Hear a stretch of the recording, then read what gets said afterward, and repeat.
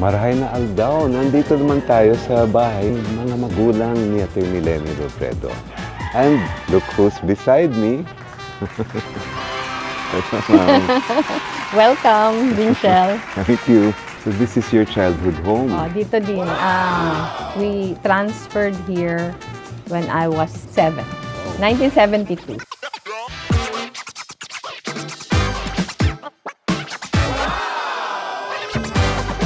Pero dito talaga, dito kami lumaki. It's the same thing. Pinaayos ko ito din. Pinaayos ko siya after my mom died. Yung yung sahig. 1972 pa yan. Ang ganda-ganda ng mga tiles natin. Mahusay din kasi yung nanay ko mag-alaga ng bahay. So when you were going to school as a schoolgirl sa USI, dito kayo? Dito. Grade 1 ako nung lumipat kami dito. So yung sasakyan namin, all our lives, Beetle, hinahatid kami everyday ng dad ko. Nagkaroon din lang kami ng driver when my dad was appointed na to the judiciary. Kasi hindi niya na kami mahahatid everyday. Pero kahit yung may driver na kami, it was usually my mom who would drive for us also. Pero yung mom ko dahil teacher, 6 days a week din nasa school. Kasi nagtuturo siya ng grade school, nagtuturo siya ng high school, nagtuturo siya ng college. So nagturo yung mom ko from the time she was 18 until she was 82. Wow, grabe. And your father was a practicing lawyer before he was appointed? Matagal siyang practicing lawyer, but when I was in high school, na-appoint siya sa City Court. So, hindi pa noon municipal trial court eh. Dati City Court pa. Na-appoint siyang City Court judge. Tapos parang in 1986, after the EDSA revolution, na-appoint na siya ng regional trial court. As a child, did you ever get to go to court and watch him? Yes. Pero yung judge na siya, mas na kami, mas hindi naman nanonood ng trial, pero yung sinusundo lang namin siya. Pero ang mas fond memories ko talaga din, yung practicing lawyer pa siya. Kasi yung law office niya was just behind our school. Tapos parang may garden yung law office niya. So, ang memories namin magkakapatid na pag sinusundo kami ng dad ko from school, yung mom ko kasi naiiwan pa kasi yung mom ko 7:30, 8:30 natatapos ng school kasi nagtuturo sa college. Susundin kami ng dad ko pag meron pa siyang clients, babalik siya sa office. Tapos habang nag-entertain siya ng clients kami, naglalaro kami sa garden. So, yun yung pinaka-fond memories ko of my dad. Wow. Yan. So, ito din yung sala namin. Yung sabi ko sa yung piano na nasa bahay na namin ngayon, dati dyan siya nakalagay. Oh. So, when we were kids, pag nagpa-practice kami ng piano dyan. Pero ito yung sala. Before, when we were smaller, when we were younger, may TV dito. Parang ito din yung naging hub ng lahat na family activities. Dahil yung dining room dito. Yung mga paintings na nakikita mo din, paintings yan ng nanay ko. Ganun. Kasi she took up the hobby. Hobby lang naman. Hindi naman talaga siya painter. Pero when she retired, nagpe-paint siya. Dinisplay namin yon. Even when she was still alive, naka-display na talaga siya. Tapos the kitchen is there. Again, yung mom ko din hindi nagluluto. Hindi siya nagluluto kasi lagi siyang nasa school all the time. Eto clean kitchen, may dirty kitchen din dyan. Behind us, yun naman yung hilig ng nanay ko, nagko-collection ng mga blue and white na mga ceramics. Pero binawasan ko yan din. Kasi nung buhay pa yung mom ko, parang punong-puno. Parang feeling ko lang hindi siya light sa pakiramdam. So, pero nag-waver nga ako. Sabi ko baka multuhin ako ng nanay ko kung aalisin ko yung iba. Pero kahit yung kasambahay namin nagsasabi na much better ngayon na binawasan ko. So these were also painted by your mom? Oo, lahat. Lahat na paintings dito sa mom ko. Nung bata pa kami actually, open lang ito. Wala siyang walls. Parang utility area. Dito nagsasampay. Pero parang when I was in high school yata, pinasara na ng mom ko kasi we need a bigger space.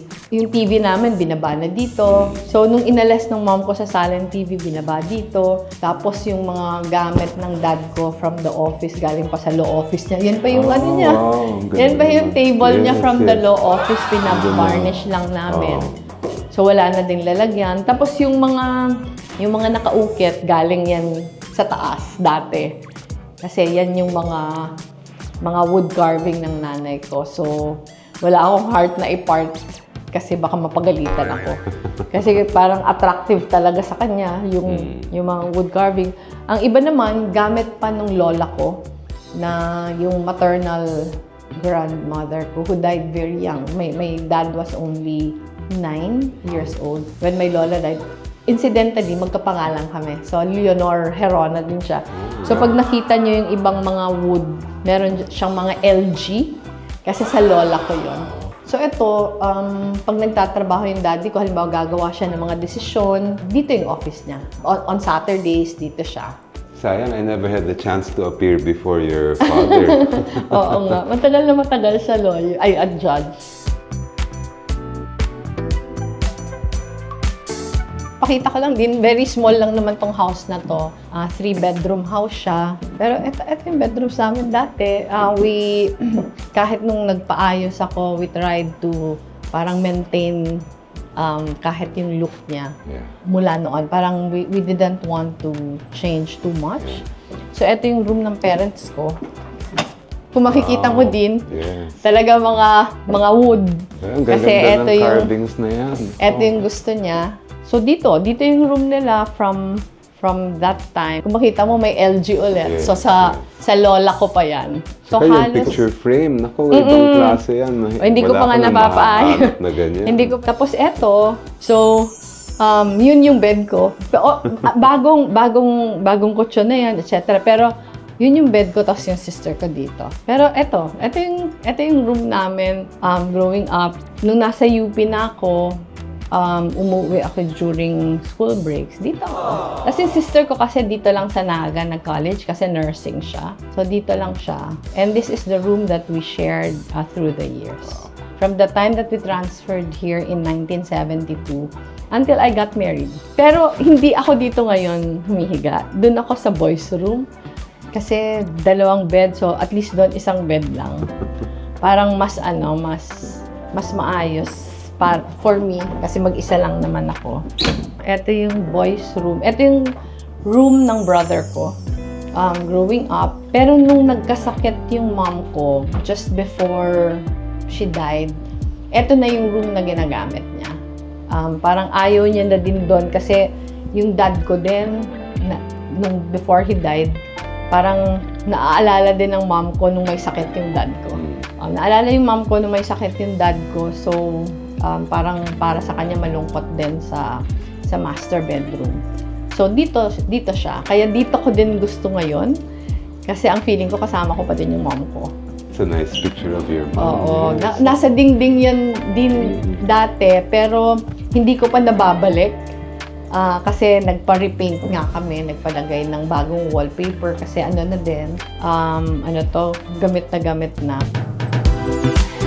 So, itong balcon na to din, kung ano nakikita mo ngayon, ito na yon.